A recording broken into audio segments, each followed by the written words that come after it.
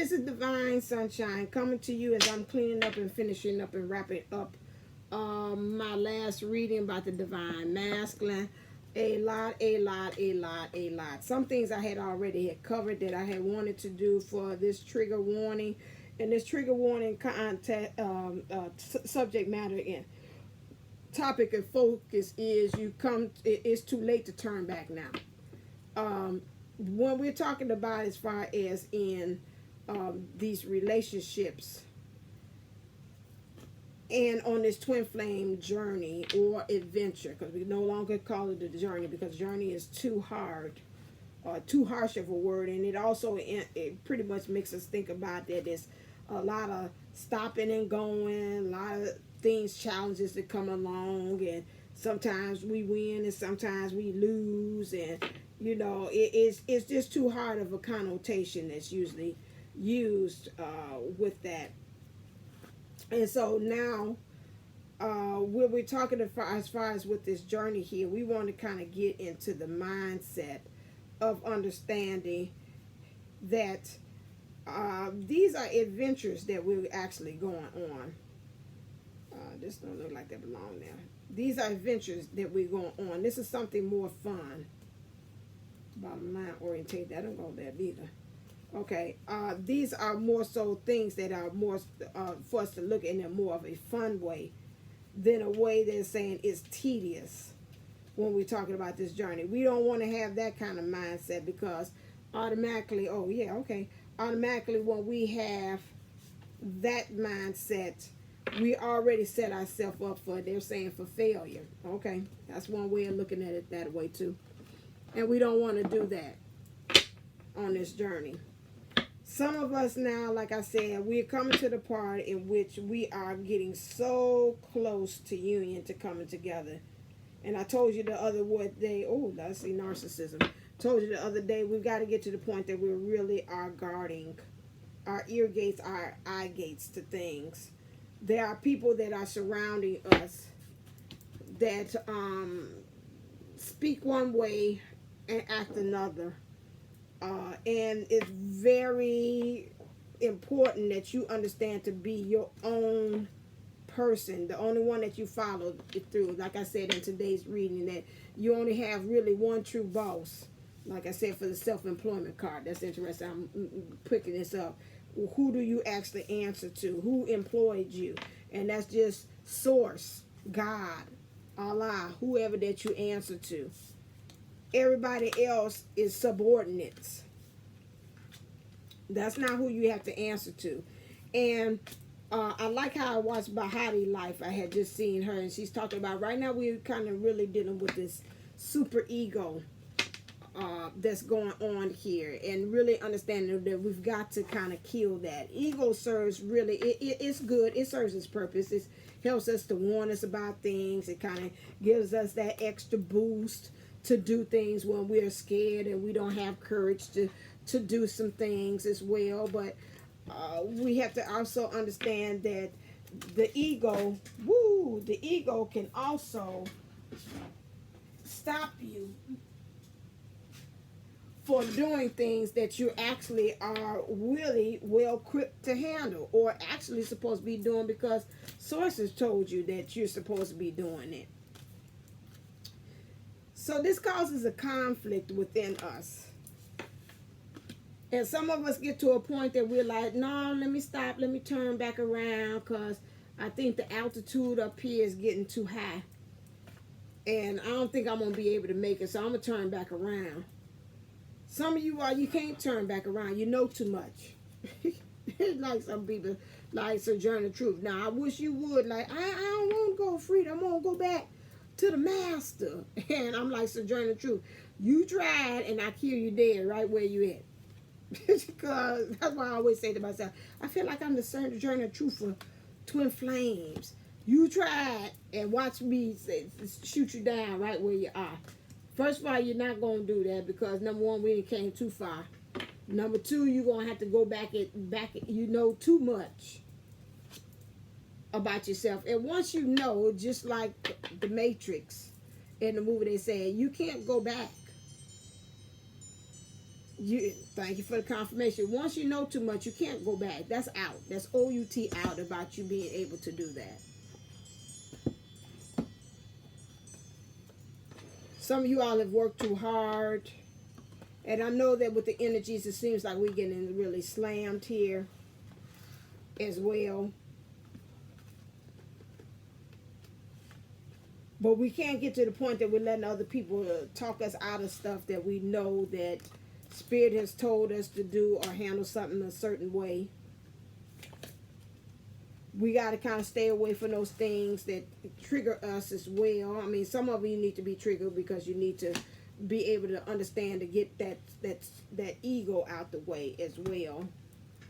But at the same time, if you know that you are, and some of those things come, let me take that back, and some of those things do come because they're testing you to try to see where are you when these people come and talk to you and say certain things. Where are you? It's not really for you to get, and I'm talking to myself, it's not really for you to get upset with that person because they're doing their job, which is to test you to see, have you learned? You know, are you really standing on what you just said there? Or is it just doing it because it seemed cute and because you divine sunshine? You know. And when they say those things like that, that's really testing your spiritual gangster as well. Like I said, to see really, you know, are you really about what you just said there? So you kind of let that, you have that moment kind of make you question yourself then. And then the next thing you need to concentrate on is, as they say, getting up from there. Proverbial. They didn't kind of knock you down with that trigger. They didn't kind of make you get off your square and get off-centered as well. As what you see in the reading that I did for the Divine Masculine too. You got to remember again to center yourself because the Divine Masculine energies is kind of really looking for you to kind of hold it down and anchor so he can be able to make that decision. But if you're wavering and you're allowing people to talk to you and tell you certain things like that, and again, you have to watch again where that person is coming from as well, because again, they're going off of their own experiences. They're going by their own lessons as well, and what life has taught them, and so they're only going actually from where they are. So you know, again, you take that, you weigh it, and you look really truly within your heart to say, does that really truly resonate with me as far as what they're saying? I understand they're coming from a place of they believe that this from their truest place, but at the same time, is that really helping me to be divine and stay with online with me in union with this person? Because a lot of times that doubt can be that block for you to get in union with your person. You got to be sure now, and that's why I said it's too late to turn back around for some of you all. Now, where you're going to go next, I don't know, but you're a changed creature, and you cannot come from the place of doing things the same way that you were before. It's no longer feasible. The world that we're in right now is showing us outwardly what's going on inwardly. We can't go back the same way, although it's showing us that we're trying to. And God forbid, we might be on our way to doing a second wave again of this COVID thing because we're pushing it. This is also something for you to learn on the outside. Say, look, when you sit there and you're patient and you just go ahead and follow what your first mind told you. The first mind was they had told us that we might be taking this almost to the end of the summer. This might go into the summer. Okay, now people start getting impatient, but the economy, but my money. That's going back to what the Divine Masculine, what I did in the reading again about those hierarchy, Maslow's hierarchy of needs again, the basic needs. Okay, you got your basic needs. Now you trying to go over and beyond that. Now you want your psychological needs met as well. Well, you know, that might not be, in these times like that might not be what you need to be concentrating on. You need to just get your basic needs, which is your food, water, and shelter. That's it right now during these times. You know, as long as you got that, that's it. But right now we're pushing when the time is not right and it's not ready. It's showing that. It's not something I'm saying. It's showing that. Each day they show the map of the world, of the United States.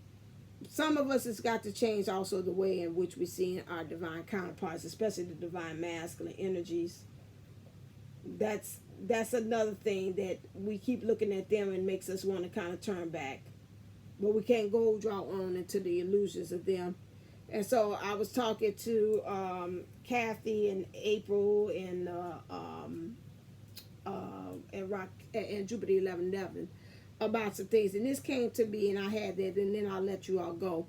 And I talked about the DM, and I said how I wish that the divine feminines were able to really actually see the divine masculines in their playfulness and their purity of who they are, their real true self, without all that stuff that's on top of them. I said, sure, I know a lot of times that they can show that they could be a booty. At times, the things that they act from their true distorted self, from their distorted self, which is not their true self, makes it very hard for you to be able to actually see who they are. But I say, and I know a lot of times that, you know, some of you all don't get it, is like I'm saying, really practice unconditional love, which to you might seem like I'm saying baby them or mother them beyond and in spite of what things that they had actually had did. But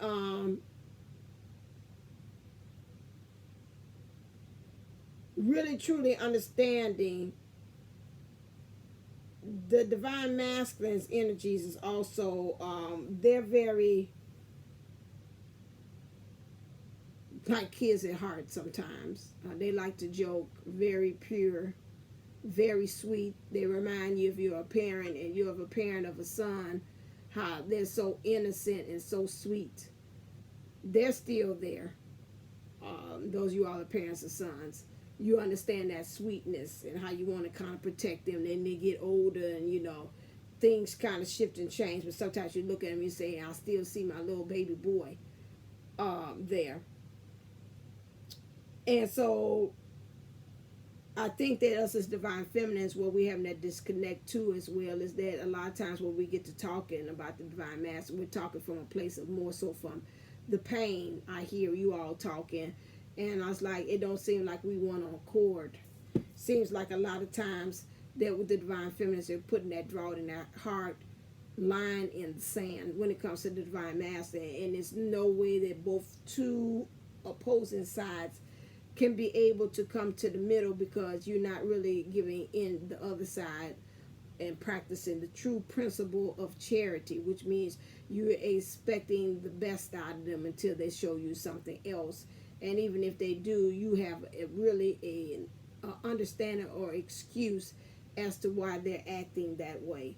So you can really truly understand their heart and where they're coming from and their true motive of doing things.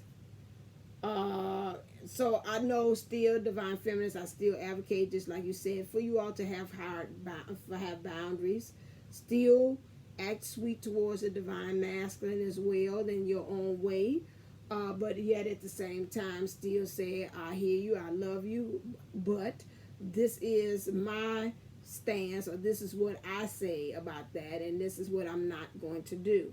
But still letting them know that you love them at the same time. A lot of times when we talk to divine masculine, we don't use that. All we end up doing is saying the hard lines. But I don't believe that we also let them know about how much that we do love and how we still want to be in it.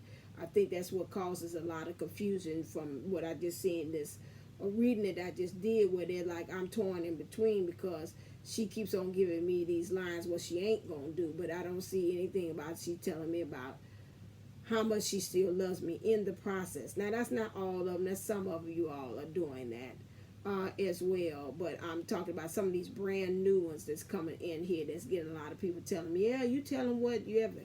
And again, for you my newbies that's coming in here, I'm gonna tell you again that you cannot use the old mindset or that 3D paradigm thinking for a regular relationship or a soulmate relationship and apply that to a twin flame. Those two skills, things, strategies that you use for that cannot be applied for this. What it is going to cause you to be more of a repellent to them, to you as well. So I also want to say again, So while we're going through this process, for understanding that as we're moving along, that it's not our point to judge them. It is not our point for them to judge, for us to judge for them to judge us either. We just go on ahead. There's no right or wrong. Just like Buddha said, we're all right in the way we're doing it. If you ask the divine masculine, even if they're in whatever kind of situation they're in, or divine feminist, whatever situation they're in, karmic situation, third party, they believe that they're doing the best that they know how at that time. So we have to understand, again, we can't stop the process, because if the process is for them to get better so they can be able to join us, so we can be in true union, so they can be a better version of ourselves, let them go ahead and get that process. Have faith in the process, have faith that the divine knows exactly what it's doing in order to get your order, or what things that you put out there about you joining up with your divine person. Again, faith it till you make it, as Kiki said. Not fake it, but faith it. Because faking it doesn't do nothing but perpetuate some more fakeness that's coming on. And at the end, as we're doing those things and we're just being and having faith and having trust, we're building that trust faculty within ourselves. We're going to become better, not only for ourselves, but for our twins, and also for the world at large there. So that is something, that's why I say if we didn't came too far now to turn back now, it's too late. Because I'm sure many of you all love the feeling, love where you are, you love the skin that you're in. And to go back and return to where you were, that's a no-go. That's not even, some of you all say, it ain't even a possibility. I heard you real loud say, that's not a possibility. I didn't win. If you seen me where I was back then and how I am now, I've grown light years. And to go back to that way of thinking, I don't want to do that. I'd rather move forward and just let the universe bless me with the experience and the love and the relationships and the building of my own mission and my own company in the meantime, until my divine masculine gets on board and gets where he needs to do. And then again, is this or something better as well.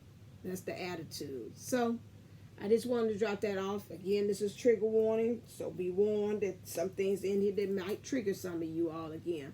But I just wanted to drop off this message, let you know if we didn't came too far, we can't turn back now. All right? Okay, then. As always, don't forget to get one of my love letters or instant reading. Go to divineunisource11.co. They're reasonable. As always, stay uplifted, stay motivated, stay ascending. Namaste. Namago. Love you.